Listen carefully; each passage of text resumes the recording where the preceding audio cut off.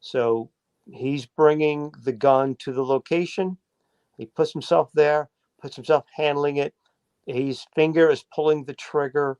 That's a confession. Absolutely. Phoenix from the chat. Why did Christopher need his parents at all at that point since he already killed them and he could have driven to the apartments himself to dump car and walk back since it was less than a mile? Well, was there a possibility that Matthew's body was outside the car and he needed someone to help him drag him into the car? Is that a possibility?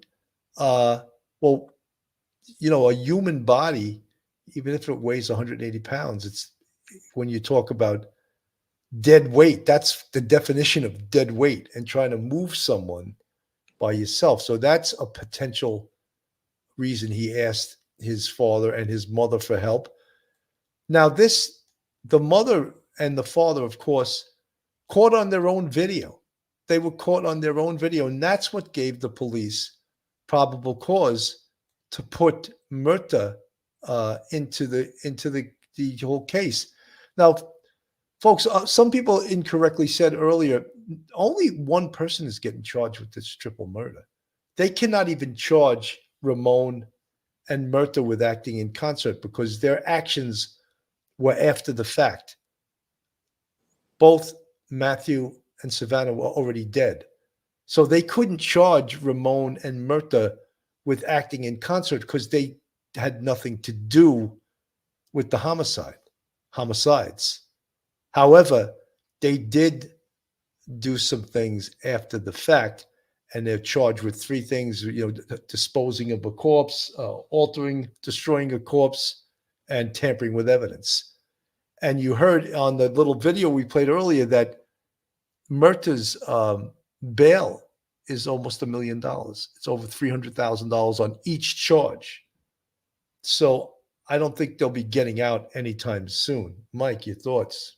Yeah, Billy, I don't think Christopher got his parents involved in this before the fact, like you think. I agree.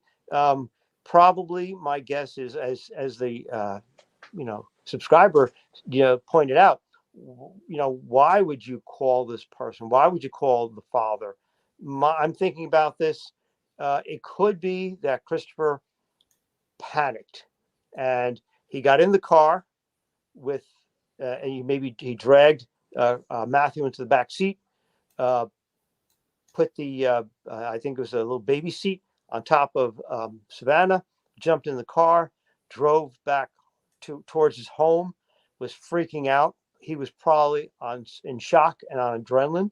Called his dad. He probably didn't know who else that he knew would actually help him. So he's not going to call a friend. He's going to call his dad. He met him at a neutral location, if you want to call it that, where they could talk unobserved.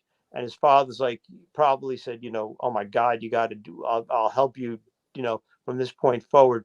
But he didn't need his father's help. He could have just driven to that location and walked home. That's a really good observation because everything is within a few blocks. But he didn't.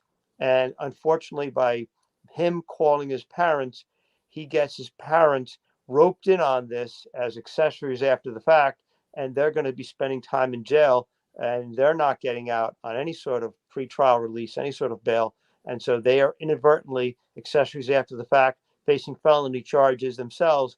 And now they got to think about, their attorneys are going to be questioning them as to say, what do you want to do with your legal interests? Your legal interests are now different than your son's legal interests because you are now facing felony charges. You may be going away. He may be going away for life or facing the death penalty, but you may be going away for a couple of years yourselves. What are you going to do about this? So that's going to be very, very tricky. Absolutely.